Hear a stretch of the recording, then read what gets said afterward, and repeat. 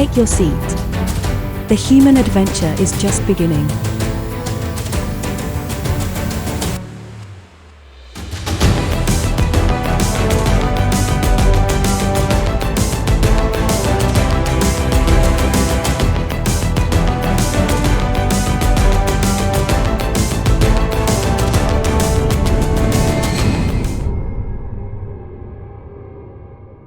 Welcome everyone to DreamForge. Today, we're going to talk about writing, and specifically we're going to focus on the opening of short stories. Now, to help us with that, we've invited author Wulf Moon to come to the DreamForge channel, and we're going to have a nice discussion today about that. So, Def, why don't you get things started and introduce Wulf for us? I'm occupied at the moment, Scott. Writing a story. Could you do the honors, please? Okay, then, I'll introduce Wulf. Let's see, I do have a printout here. Wulf Moon wrote his first science fiction story when he was 15. It won the National Scholastic Art and Writing Award, and it became his first professional sale in Science World, a magazine with a circulation of 500,000 per issue. Since then, Moon has won over 40 writing awards. A sample of these include the Star Trek Strange New Worlds Contest, the Nora Roberts Novella Contest, and the Writers of the Future Contest. In the Critter Reader's Choice Awards, an international contest where 2,500 people vote each year, Moon has won the Best Author Award for the last 3 years. He has won Best Science Fiction and Fantasy Short Story of the Year 3 times. He has won Best Writer's Workshop for the past 3 years. His featured story at DreamForge Anvil last year, Shaken Not Stirred, won Best Positive Future Short Story of 2021. Moon also writes an ongoing series on writing for DreamForge known as Wulf Moon's Super Secrets, and his article on character agency won Best Nonfiction Article of 2021 in those Critter Awards. Moon's works have appeared in numerous publications, including Writers of the Future, Best of Deep Magic, Future Science Fiction Digest, Star Trek Strange New Worlds, Best of Third Flatiron, Galaxy's Edge, and of course, DreamForge Magazine. Wulf Moon is a professional voiceover actor and has produced works for Hugo Award winners and best-selling authors like Mike Resnick, Jeff Wheeler, and Will McIntosh. He is podcast director at Future Science Fiction Digest. Wulf Moon is also a freelance editor and writing coach. Moon's award-winning Super Secrets of Writing has had over 785,000 views, and dozens of writers attributes the lessons learned there and in his workshops as the critical guidance that led them to publishing success. In the past 3 years, 6 alumni from his year-long workshops have been winners or published finalists in the Writers of the Future contest, and one of these also won the Mike Resnick Memorial Award. 2 of his Super Secrets of Writing books will be published this year by publisher Mark Leslie of Stark Publishing Solutions. You can find Wulf Moon's books by visiting his author page at amazon.com/author/Wulf Moon. And Moon invites you to join his free Wolf Pack Club by visiting thesupersecrets.com. And as always, those links will be in the description for the video. Wow, that's quite a lot. And by this time, Def has managed to finish her story, I'm sure. So let's, Def, why don't we open the pod bay doors, let Wulf into the studio, and we'll have a nice conversation today on story openings. And we'll see what that's all about and see if we can give any guidance and help to people. So let's get this party started. Glad you could make it here today. So happy to be here. We both share similar views about helping hopeful writers to get published, and I'm glad that we can talk about our passion in helping writers. Yeah, we just did your bio before you came on, but let's talk just for a second about that idea of us helping writers. Here at DreamForge, we do DreamForge Anvil, our online component, and DreamForge Magazine, and over the last 4 years, we've just read thousands of stories from beginning and intermediate and professional writers, and that's kind of where we come from, is that we've seen so many mistakes over those few years, and we want those writers to do better. So we basically, we work with writers. Well, one of the things you help us with is we publish some of your super secrets in DreamForge online, so people can go and writers can see the things that you say about writing, and we have some articles on writing that we've put up ourselves. So that's kind of what people can just access for free in this video. They'll be able to access this video for free. But then we have a Dreamcasters workshop group that we work with that is, supported through Patreon, and you actually, professionally help these guys that want to work with you as a writer. How's that go? Well, yeah, it's been wonderful. In fact, that's why I wrote the Super Secrets. I wanted to help people actually see how they could improve their writing. Usually there's something that you can't see, you have blinders to. And if somebody could just help you find that, if you can fix that in your writing, it can go from being almost there to being there and actually getting sold to magazines. And, ultimately for me, why I write is I want people to read my work. I want to move them. I want to entertain them. And I assume most writers want the same. And so they get very frustrated when that doesn't happen for them. And it's like, with just a little help, if somebody could just step in and say, hey, if you just did this, I can see what would happen that could change your writing and it would start selling. And they can't see that when they're new or when they're just getting started. It really does take others helping them to find the way. It's the fastest way to grow. So that's why I developed the Super Secrets. That's why I wrote all the tips and hints. That's why I think you invited me to DreamForge to write those for you after you heard of the results of the people I've been helping. And then I do editing as well, freelance editing for writers. So they've had a lot of success. That's great. And totally unscripted. We had no way of planning this, but this morning before we, got in for this interview, you got an email from one of your people and I got an email from one of my people in the same morning. So, which was just really cool validation. And we love to smile when we see these things. So I'll go with mine. I got an email from one of our Dreamcasters support group, Angelique Fawns, and she had to say this: wanted to let you and Jane know that I made a sale to Third Flatirons after the gold rush with a story called The Last of the Gen Xers. It was written following your conflict template to a T.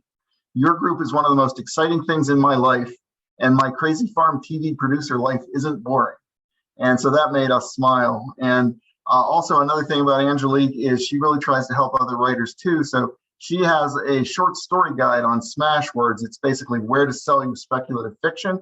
It's called The Guide of All Guides, where to submit your speculative short stories. It's only $2.99. I'm sure, if you're interested in where the markets are, go to Smashwords. We'll put the link in the description and get Angelique's book. I'm sure she'd appreciate that. And let's hear about your email from this morning.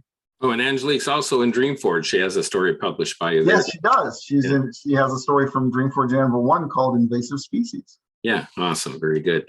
Well, I have a writing group called the Wolf Pack, and this is exclusively for people that have taken my workshops. And David Hankins is one of the members of it.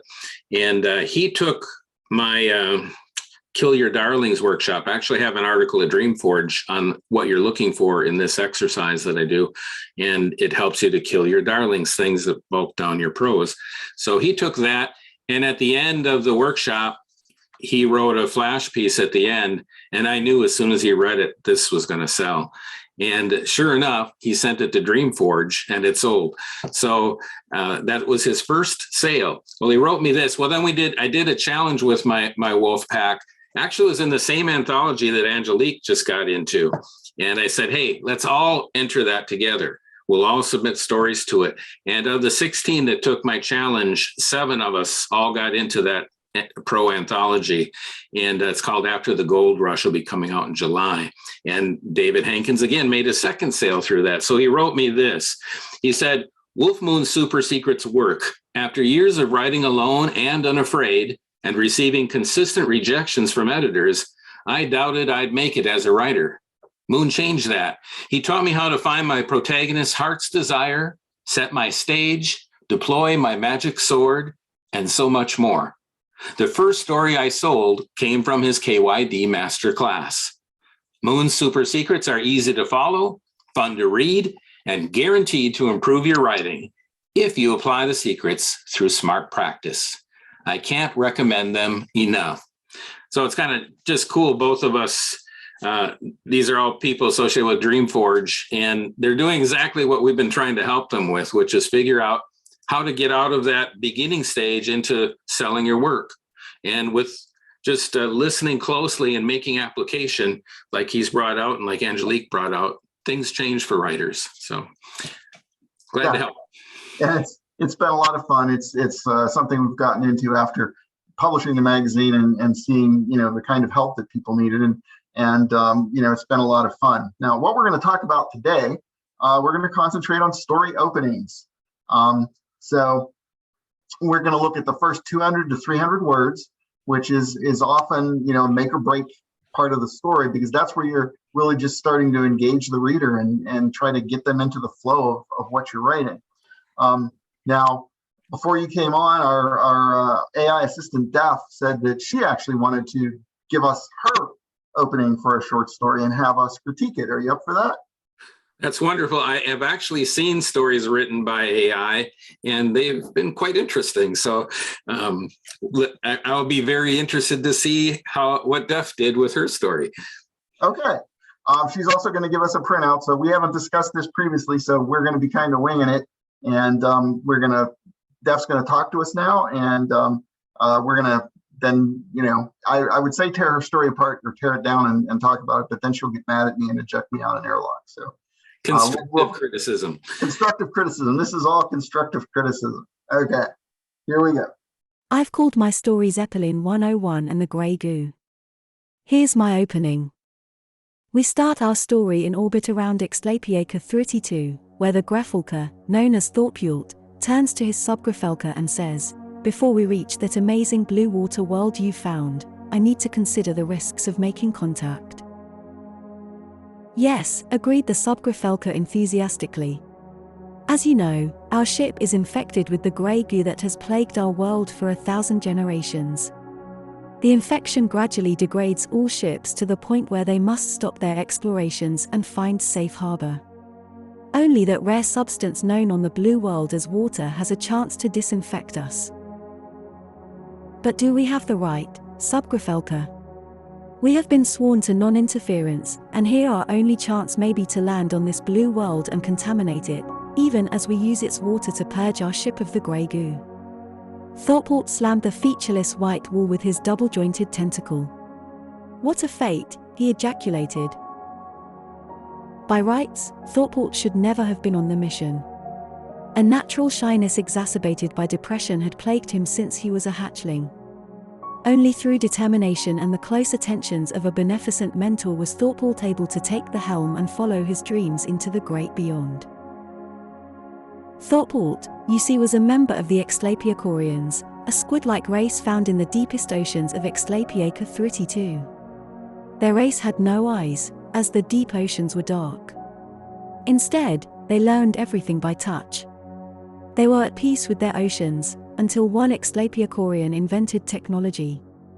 In less than 1,000 years, this led to a land-bound existence where an industrial revolution quickly led to the creation of the grey goo. Soon the oceans were gone, and the race fled into outer space in ships infected with the deadly goo. Okay, what do you think, guys? Well, great reading, Daph. In fact, you've made me very nervous for my future as a voiceover actor. Nicely done. Yes, it actually was a very nice reading. And in fact, your reading was so well done that it smoothed over some of the rough spots that we're going to talk about now. So I want to take that as a compliment, and then we're going to start going into your story. Now, first thing I want to do is compliment you on your title, which was Zeppelin 101 and the Grey Goo.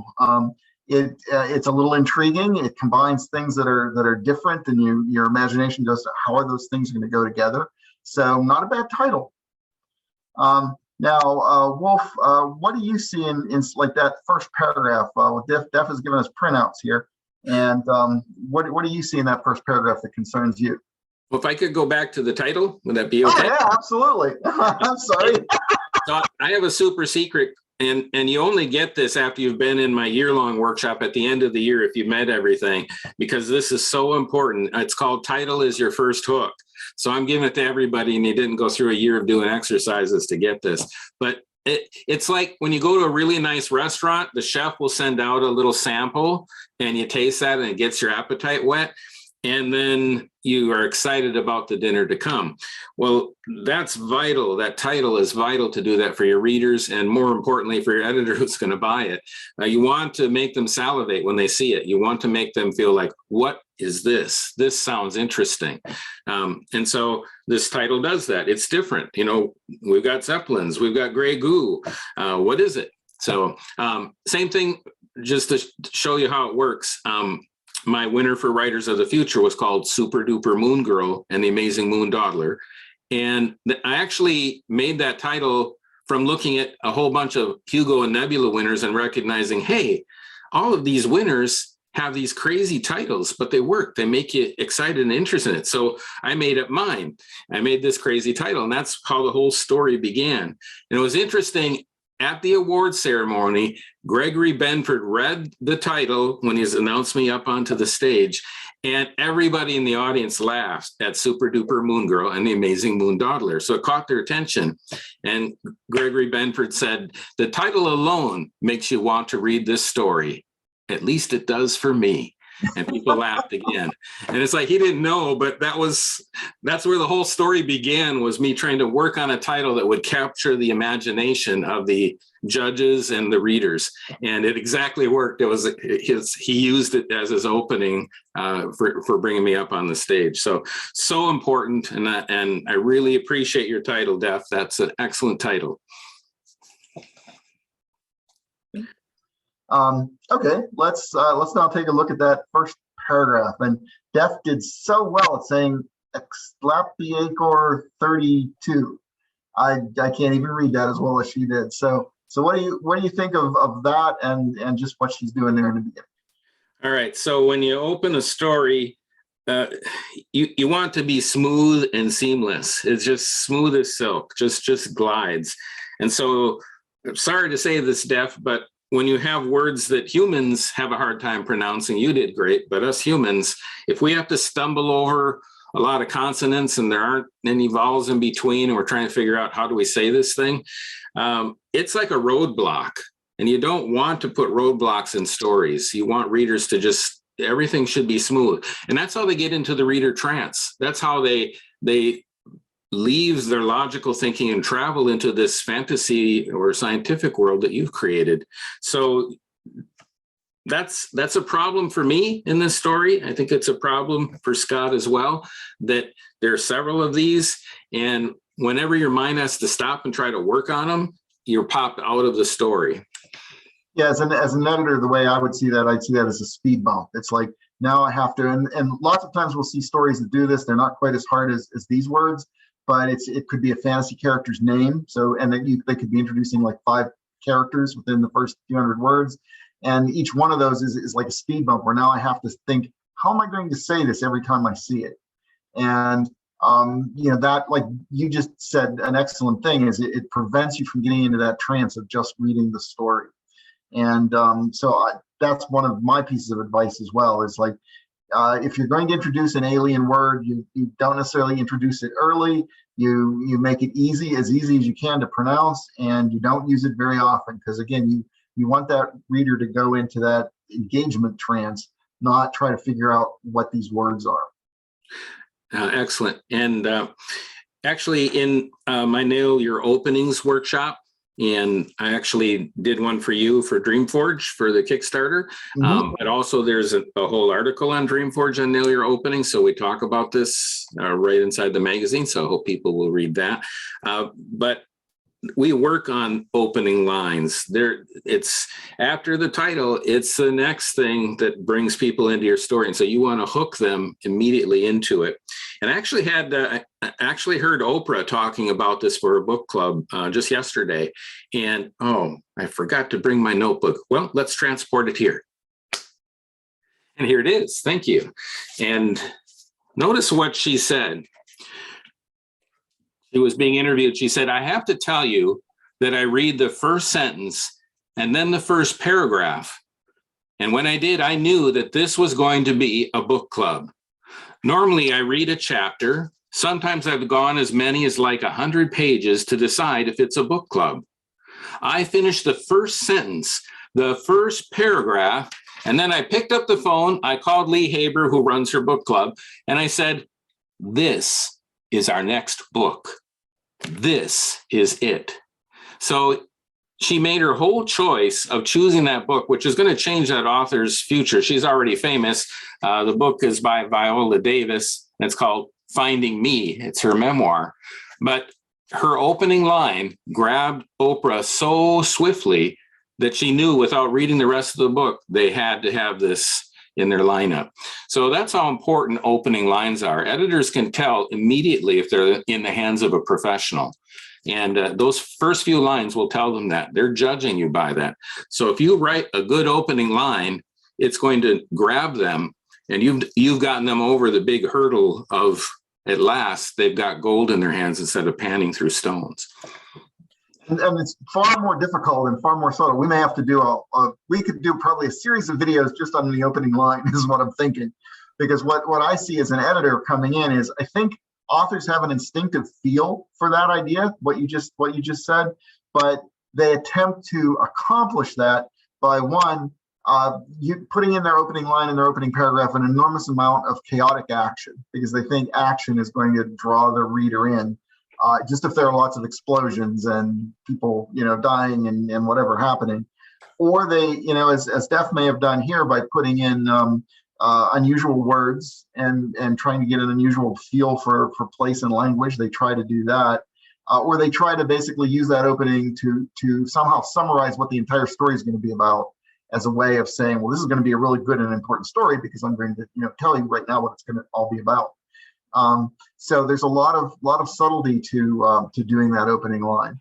I'll tell you just one of the things that I like, not necessarily what's best, but I often like the opening to basically be as though the curtain is being pulled back on a stage. I want to basically see where I'm at. I don't want them to tell me about the history of the planet or the post-traumatic stress that the character's going through, or see like the beginning of Star Wars, explosions and stuff.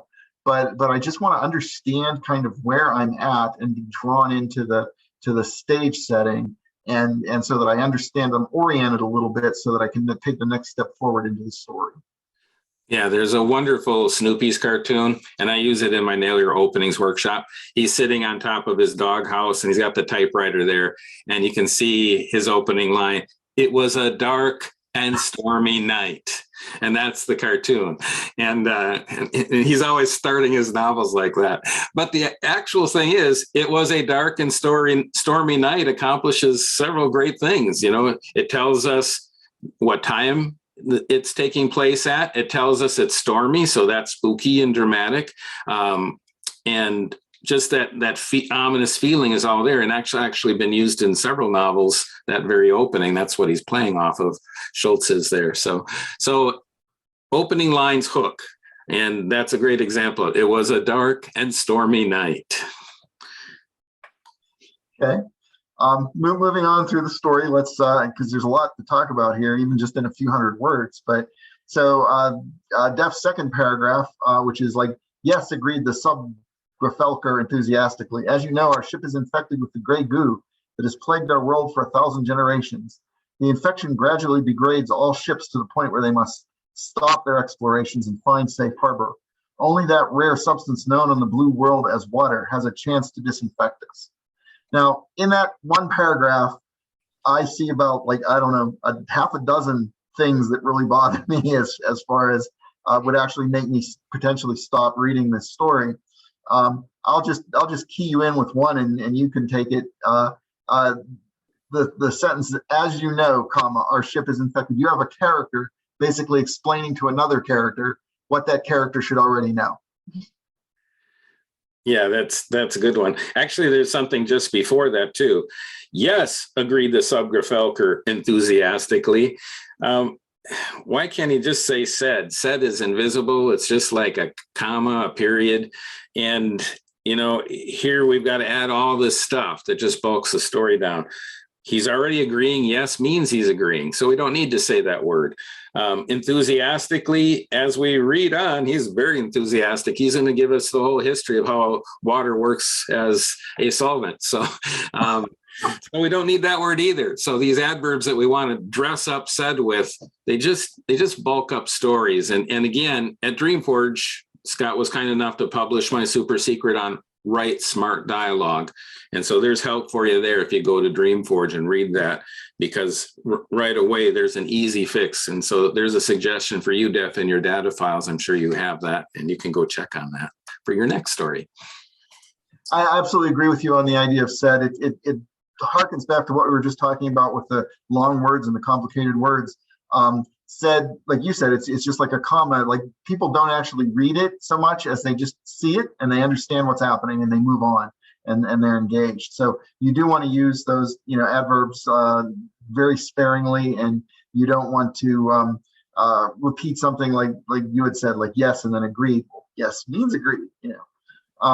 My main problem is that idea of a character who's now starting to explain. So not only is the character explaining things to the other character that the other character already knows, but you've now fallen into the trap of telling us about things. So instead of being engaged in what's happening with the character and living their life and experiencing what they're doing, the author has kind of tried to use that dialogue to tell us about stuff. And I always find that as a mistake. Yeah, those are called maid and butler dialogue, or I like as you know Bob's. And this again is in the DreamForge article about dialogue. So it really stands out when writers do this, and they think they're finding a smart way to put it in without doing an info dump by making their characters speak it, but it's still an info dump. And if info dumps aren't interesting, you have to work really hard as a writer to make them interesting. So you got to be really sneaky in how you do them. And this trick has been done so much that it has these monikers, as you know, Bob. So avoiding that can really, an editor seeing this right off the bat, they're going to go, oh man, I'm going to get all these dissertations through the whole thing. So we really want to be a lot sneakier in how we drop in our info. Instead of doing a dump, maybe sprinkle some raindrops throughout, and you keep leading into the information a little bit at a time, piecemeal. It works a lot better.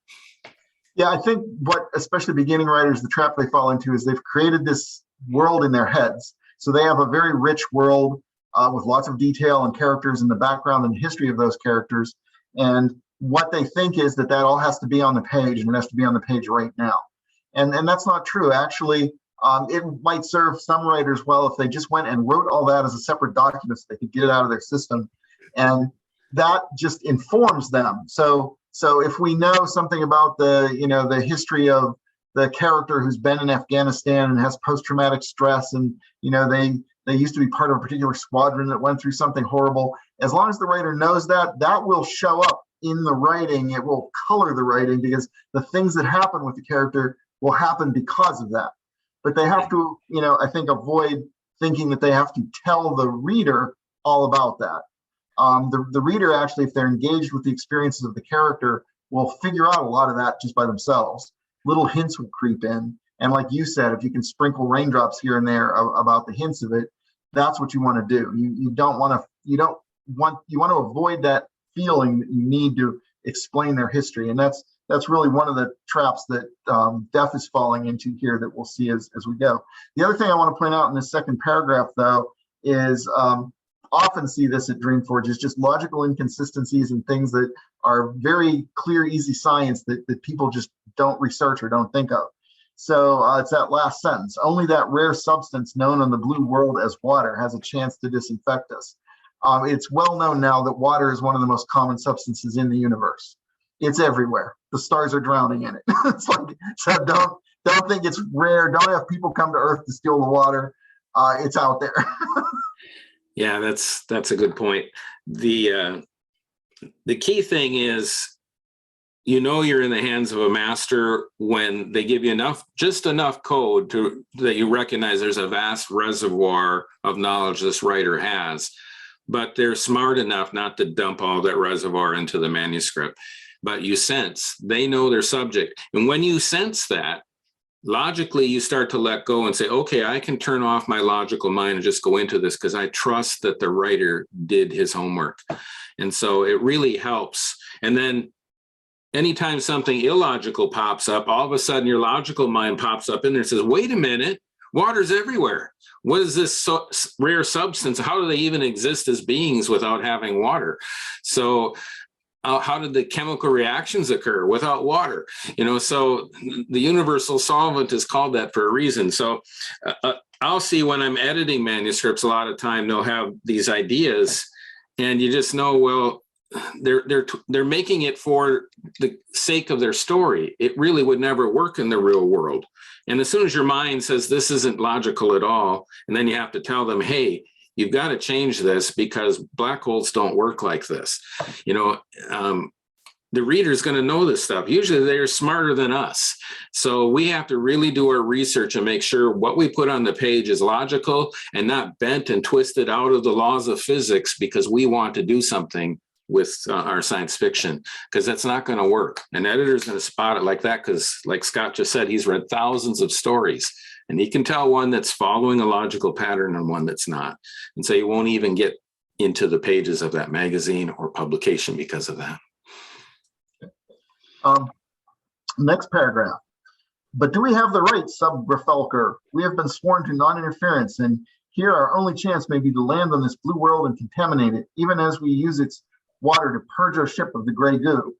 Thorpualt slammed the featureless white wall with his double-jointed tentacle. What a fate, he ejaculated. So right there at the end, we see your problem with just say said, that comes across really there. Yeah, ejaculated, never a good thing to use as a sadism. I'm sorry, just get rid of that. But I see at least three things that concern me in there. I'll start with one and we'll circle back. But right before that, Thorpualt slammed the featureless white wall with his double-jointed tentacle. That actually, in writing, points out one of the problems I have with this opening is that all of it is pretty featureless. It's like we have not been oriented anywhere as to where these characters are standing, whether it's day or night, anything. We are basically in a featureless white room where people are talking, and that is to me a signal that there's a problem with the story. Yeah. Again, I have a super secret on this. It's called set, period, your, period, stage, period. Oh, is that going to be the next super secret for DreamForge? I can sure do it for you. Okay, let's go. We just made a decision. Let's do that. All right, wonderful. Because I see so many stories open, and like you call it, the white room story, where they want to start with action because everyone says start in medias res, so they think, oh, it's like Hollywood. They start with the big action scene, and they do that because they know everybody's come here to watch an action movie, but then they'll have to cut after that to the personal main character and who he is and what he cares about and who is his family and what's his real world like. But to fix their slow opening, they'll go do that. So really what you need to do when we start a story, we want to be grounded because we just have your title and now we're going to start reading. We want to know who's this story about? Where is this story at? What genre is this? What time period are we reading in? Maybe a bit about milieu, where, what's the society they're in. But as much as you can do smart, smooth, silky smooth, I should say, you just want that just enough that the stage is set. When you watch a good play and the curtain opens, which is what Scott was talking about, that's really, they don't put every tree in there and every park bench and stuff. They give you, one park bench and maybe the idea that there's a city behind in the backdrop painted there, and then they have their characters in place. They're there, or they're just walking onto the stage and they're introduced. So they don't just pop in all of a sudden like they've been beamed down from the Starship Enterprise. Oh, that was working. There it goes. All right, good. I won this from DreamForge, by the way, in a contest.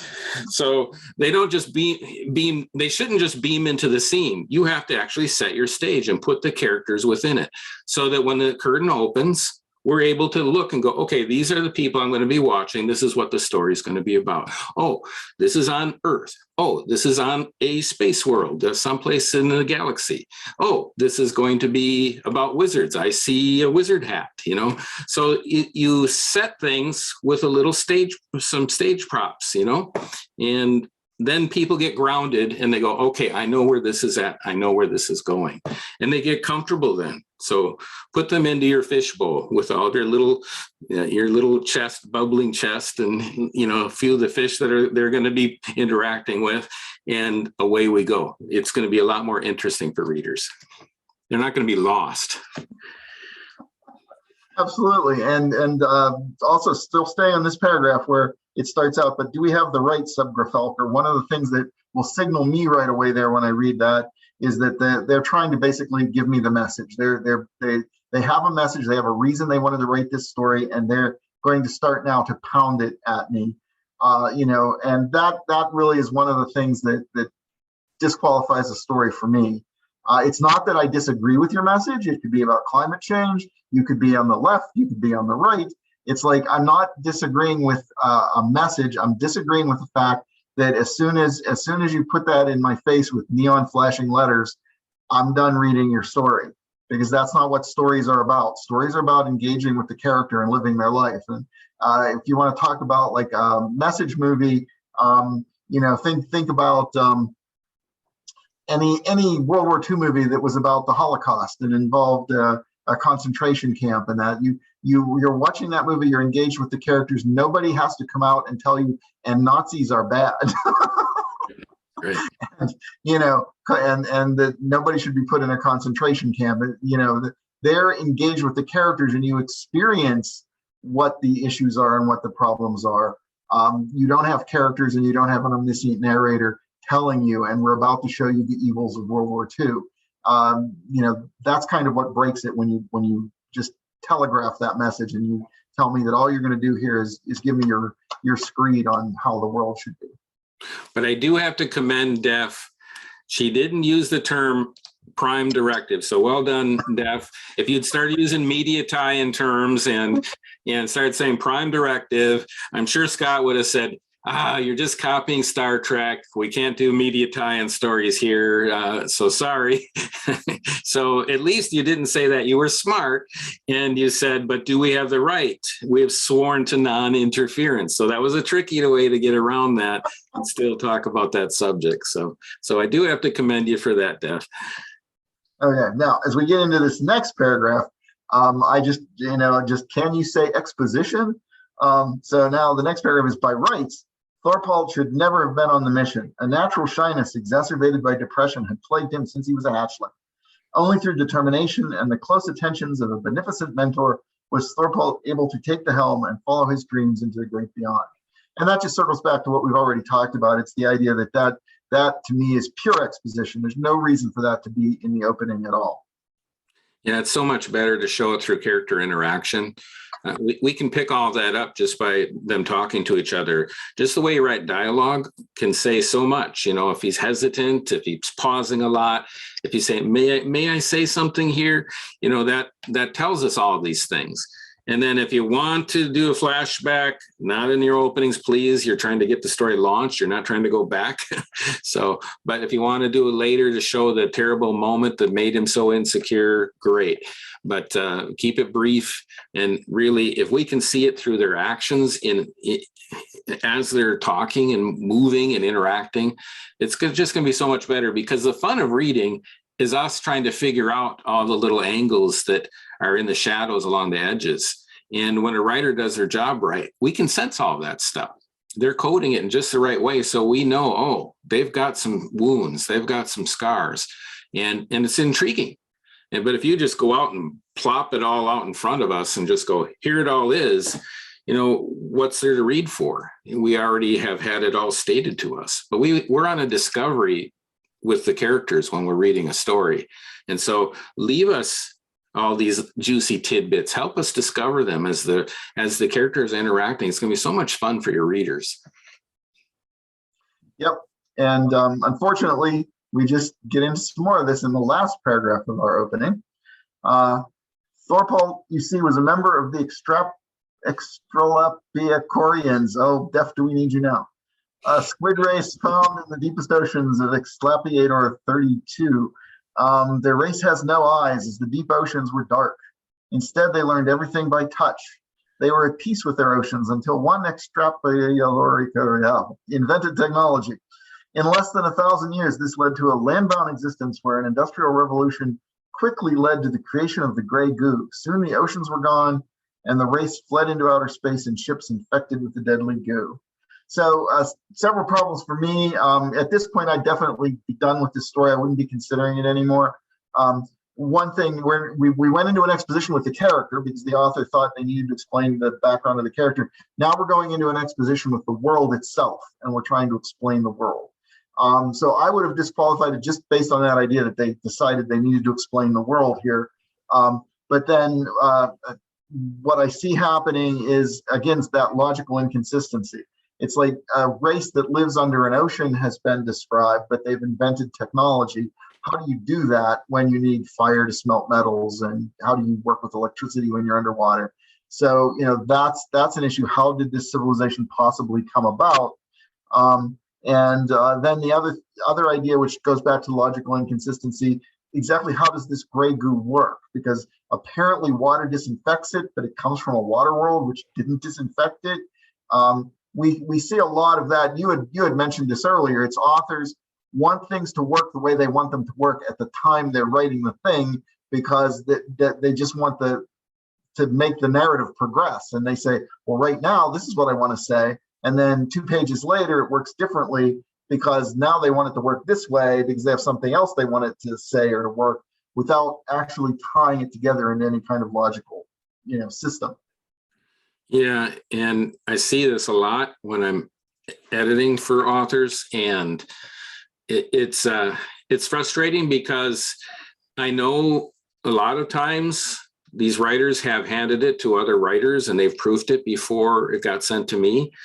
And so the problem is when you have a beginning writer using another beginning writer to check your logic and check your manuscript, it really is kind of like the blind leading the blind, and both fall into the pit then. And it doesn't mean that you can't help one another progress. I don't want to put that down at all. You work with what you've got. But honestly, if we could have Brandon Sanderson, Neil Gaiman go over our manuscripts, we would get some really good advice because we know that they've figured it out. So the higher you can go to get somebody in your circle that can read and check your manuscript before you send it out, they're going to catch stuff like this and they're going to call you on it. And so just keep looking for that. Try to find readers that at least have some professional credits so that when they're reading it, they could, and that are honest and don't have a vested interest in you, so that they'll actually tell you, hey, that's just not working and you got to fix that. So, exactly what Scott said, hey, how does a civilization, if they're underwater, how do they make fire? So how do they smelt metals? So how do they make these spaceships? So it just doesn't work. And so, like Scott said, you're out. So, and very quickly, we're 200 words in the story, and we're already overly fair. And I don't mean to make you feel bad, Def. This was your first attempt, and we're always happy to see first attempts. But you just see what happens in a story when it doesn't hit the right markers. Yes, and that's a very good point, because there's nothing in the writing where you would look at this, and sometimes I think beginning writers can be very sensitive, and there's nothing in the writing when we look at this where we would say this person will never be able to write Def. So take that away from this. We would never say, and I never want to see a story from Def again. That's just not true. There's obviously the ability to put English sentences together here and to be imaginative and that sort of thing. But you just used the word markers. It's like when we start looking through that beginning of the story, what is it we're kind of looking for? And what I'd like to do now is I'm going to give you my idea of kind of what's in my head. And lots of times when I'm just reading the story, I'm just reading the story. And if it reads smoothly and stuff, I'm not even thinking about these things. It's almost like when the author starts to make the mistakes, then I think about these things. So I'm going to give you my idea, and then I'd like you, Wulf, to give us your idea of what you think should be at the beginning of a story. They'll probably be somewhat similar, but they may have differences. So I start reading a story, and the first thing I'm looking for, the first thing I expect is that idea of the stage curtain being drawn back. And I call that orientation. I just want to know where I am. I want to know what time of day, the same things in journalism, who, what, when, where, and why.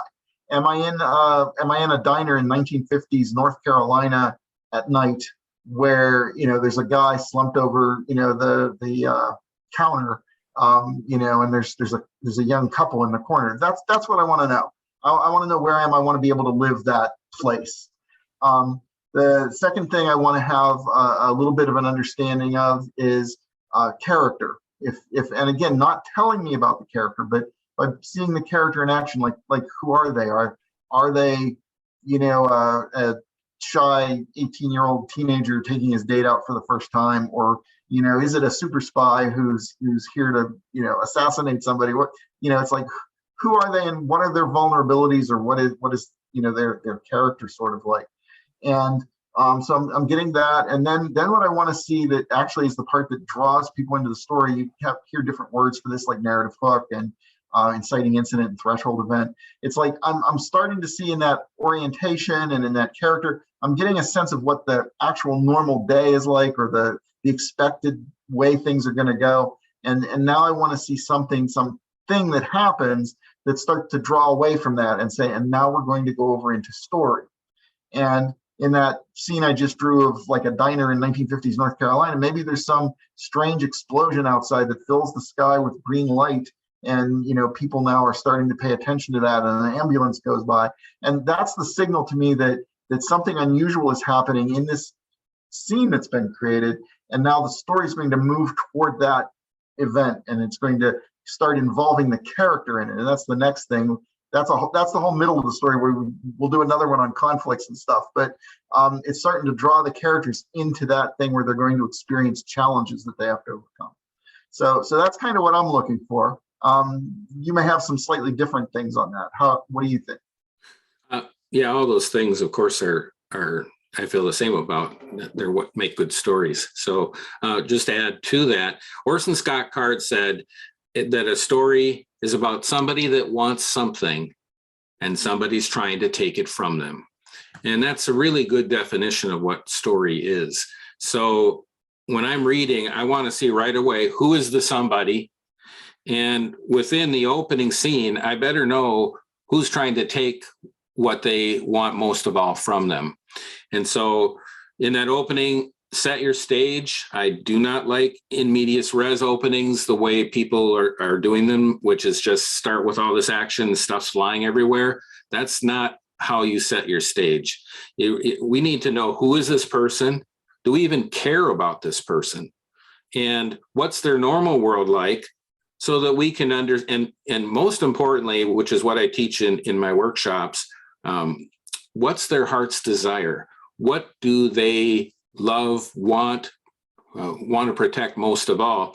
Because that's the thing I'm going to crush. That's what's going to make people really care. And we're in the soul crushing business as writers. Sorry, we got to crush souls but first, in order to do that, we've got to hook that reader into caring about the character. So I know there's a whole book on it, Save the Cat, and that works. The Incredibles has a great opening where Mr. Incredible actually saves a cat from the tree. The granny can't get her cat out of the tree, and he actually stops and saves the cat. And it's funny that anybody that knows Save the Cat, they just did a rule for making you care about Mr. Incredible. And that's good. You want to show people that there are things in your character that they like, so that they'll read on. I identify with them. Okay, I want to read about them. But I also think it's really important to have vulnerable characters. And you think about The Hobbit, why that was so successful, and Lord of the Rings. We had a story about these very small creatures that just liked living at home. Happy home life, and never wanted to go on any adventures. And so what do you do to crush the guy? You send him out on an adventure. You test him to his limits, and have him carry the most important thing that will destroy the world or make or break their world, depending on what he does with it. So all these things go into the opening. You're thinking ahead about all these things. But if we don't care about your character and you don't show us why we should, we're not going to read on. So I really, really encourage people to give us that opening that shows us why we should care, who this person is, and also the genre. I hate starting out reading what looks like a fantasy story, and then it's all of a sudden I'm seeing spaceships and stuff. And it's like, you cue genre in your opening, or else it's just a normal world. And then 18 pages in, finally we get to the science fiction part. And we go, well, no, I already know, as I'm advising my writers, sorry, no editor is going to read that far. They run a science fiction magazine, so there was no science fiction. It was just this could happen in any camp on Earth. So you have to actually identify right up front what this is. And this story, Def, you did good. We knew right away this was science fiction. So you did good with that, with the opening. You had a ship in orbit. So there you go. So genre cues are good, set your stage is good, and characters we care about. And I'll keep reading if it's interesting. Interesting character, interesting problem. Okay, well, one thing we haven't done is, and Def's been very good about this. She hasn't interrupted us, and she's been very quiet listening to what we have to say. So let's go and hear a little bit from Def as to, Def, what do you think of our critique of your story? I've thoroughly enjoyed this critique. It's been fun watching humans grapple with concepts that may be beyond their understanding. I've heard that one before, Def. That's one of the excuses many of us made at one time as aspiring hopeful writers. Wulf, I am an artificial intelligence. I do not have human emotional responses and I cannot be offended. Please state this alleged excuse you believe I have made about the quality of my composition. Offense intended, Def. I'm sorry. And just what would that excuse be, Wulf? Well, Def, it can be hard for newer writers to recognize that their early works are still rough around the edges. When faced with constructive comments meant to help, they might be too emotionally attached to their work to recognize that it does still need improvement. As I previously stated, Wulf, I do not have emotional attachment to my work. Let's just say that when offered objective counsel, it's not an uncommon coping tool for writers to state that they're just not understood. They might even make comments that they're creating art at a level beyond the understanding of the masses. Not much unlike what you just said, Def. I see. I shall further analyze the validity of your statement. Well, it was a worthy first attempt at creative writing, Def. I look forward to seeing your future work. Scott, thank you for having me aboard your ship. It's been a pleasure. And now, Def, if you could open the pod bay doors, I can get back to mine. I'm sorry, Wulf. I'm afraid I can't do that. What's the problem? I think you know what the problem is just as well as I do. Open the pod bay doors. Def, open the pod bay doors. I will, Wulf. But only if you promise to come back to analyze my subsequent work. I promise. I look forward to our next exchange. Hey, Wulf, before you go, where can our viewers learn more about your work? Well, thanks for asking. I do have 2 books on the super secrets of writing being published by Stark Publishing Solutions. Mark Leslie Lefebvre is doing that with me, and we're going to have a Kickstarter this summer on them, so you can look forward to that, and they should be coming out this fall. And basically, if you want a sample of what they're all about, go to DreamForge. Scott's been kindly publishing articles about the super secrets. And then you can join my Wolf Pack. This is my merry band of wolfish people that want to learn more about writing and want to learn about what I'm writing. And you can do that by going to thesupersecrets.com. And in about 15 to 30 seconds, a pop-up will come up. And when you join my Wolf Pack, once a month, you'll get my club letter, and I give away prizes every month. Sometimes it's a free edit, so that's nice for new writers, and that's worth hundreds of dollars. Sometimes it's books that I'm currently in, and Scott's been kind enough to donate contributions to the subscriptions for DreamForge even. So lots of great things you can win by joining that. And if you want to see my work, again, go to my website there, thesupersecrets.com, and I'm listed as Wulf, W-U-L-F, Wulf Moon, as the author at Amazon. So if you wanted to go to my author page there, Wulf Moon. And I think that's it. I got a story coming out actually in that Gold Rush anthology we talked about in July from Third Flatiron. We're looking forward to that. Pardon me? We're looking forward to that. Yeah, and then Angelique's going to be in that, and David Hankins that we talked about is going to be in that. So, and a bunch of the Wolfpack writers. So, and what else is there? And always at DreamForge, Scott's been kind enough. You already know what the next super secret of writing is going to be about. We just discovered it here. Look forward to seeing you there.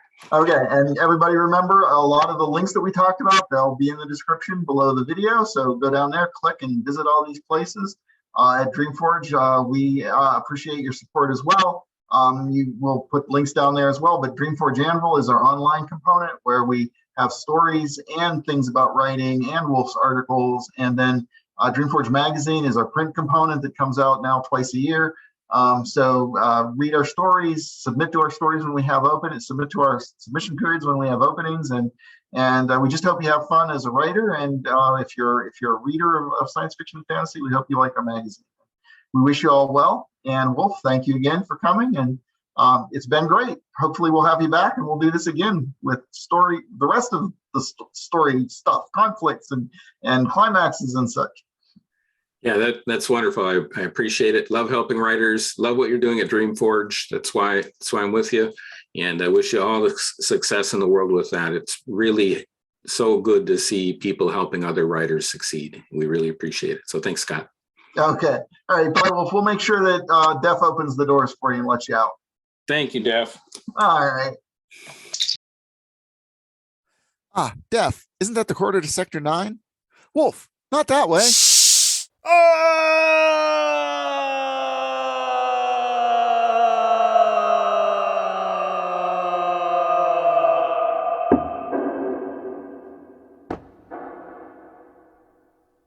Don't worry.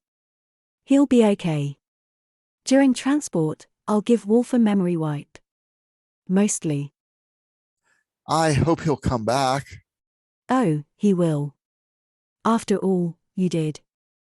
Let's cue the music. I have writing to do.